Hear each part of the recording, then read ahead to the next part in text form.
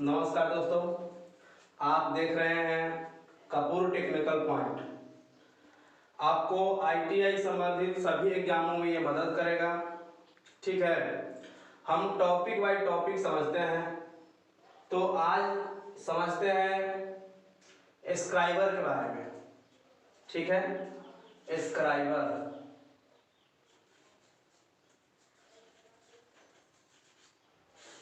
ठीक है, तो सबसे पहले समझते हैं स्क्राइबर क्या है, इससे क्या होता है, प्रयोग कैसे करते हैं, ये किस साइज में बना होता है, किस मटेरियल का बना होता है।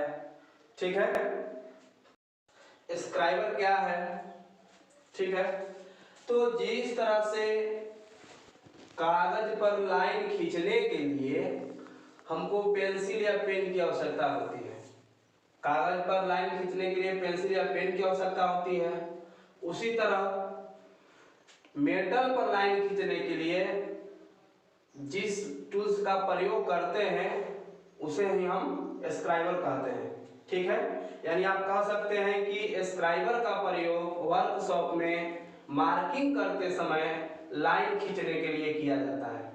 ठीक है, अब इसका साइज समझ लेते हैं। साइज ये आवश्यकता अनुसार 3 से 5 mm मोटा तथा 125 से 200 mm लंबा होता है। ठीक है, ये सिलेंड्रिकल आकार का होता है। ये 3 से 5 mm मोटा तथा 125 से 200 mm लंबा होता है। ठीक है, इसके बाद समझते हैं मटेरियल। ये किस मटेरियल का बनाया जाता है, तो ये हाई कार्बन स्टील का बनाया जाता है। ठीक है, हाई कार्बन स्टील का, और इसके पॉइंट को हार्ड एवं टेम्पर किया जाता है। इसके पॉइंट को 12 से 15 डिग्री के कोण पर ग्राइंड किया जाता है, ग्राइंड करके नुकीला बनाया जाता है। ठीक है, यह हाई कार्बन स्टील का बना होता है। इसके पॉइंट को हार्ड एवं टेम्पर किया जाता है। इसके पॉइंट को 12 डिग्री से 15 डिग्री के कोण पर ग्राइंड करके नुकीला बनाया जाता है। यानी टाइप्स ऑफ स्क्राइबर।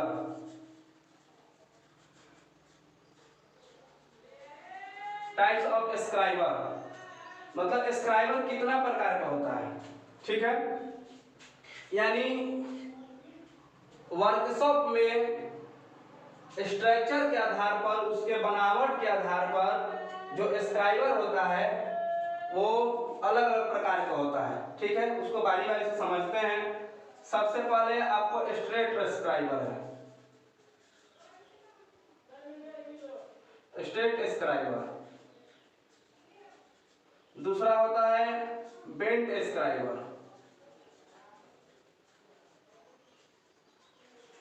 ठीक है, तीसरा आपका है offset scriber.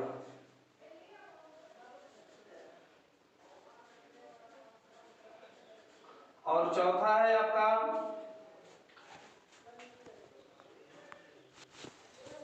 Adjustable sleeve scriber.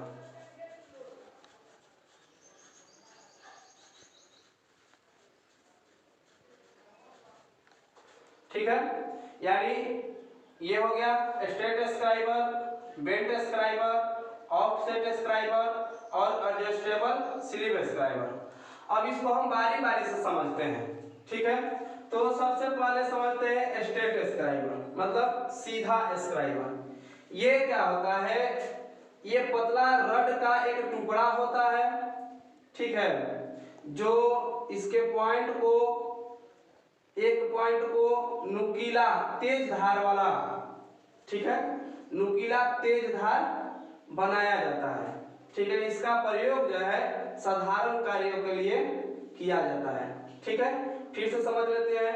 यह सबसे साधारण किस्म का स्क्राइबर है जिसके पॉइंट को 12 से 15 डिग्री कोण पर ग्राइंड करके नुकीला बनाया जाता है।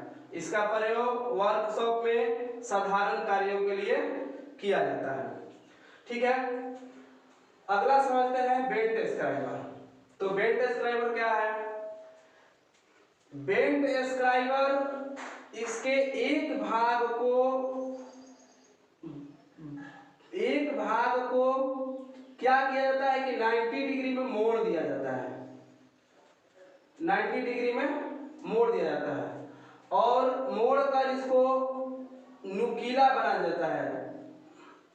ठीक है, मोड़ करके इसके पॉइंट को तेज धार वाला नुकीला बना दिया जाता है, इसके दोनों भाग नुकीला रहता है। ठीक है, इसके बड़ा वाला भाग जो है ये साधारण कार्यों के लिए किया जाता है, जो सिंपल स्क्राइबर है उसके रूप में किया जाता है, और जो मुड़ा वाला भाग है, जो छोटा वाला भाग रहता है, उसको छोटे माप के छोटा माप को मार्किंग करने के लिए किया जाता है सरफेस गेज की सहायता से, या इसका प्रयोग जो है सरफेस गेज की सहायता से लेथ मशीन पर जॉब को सेंट्रलाइज करने के लिए यानी सेंटर में बांधने के लिए भी किया जाता है।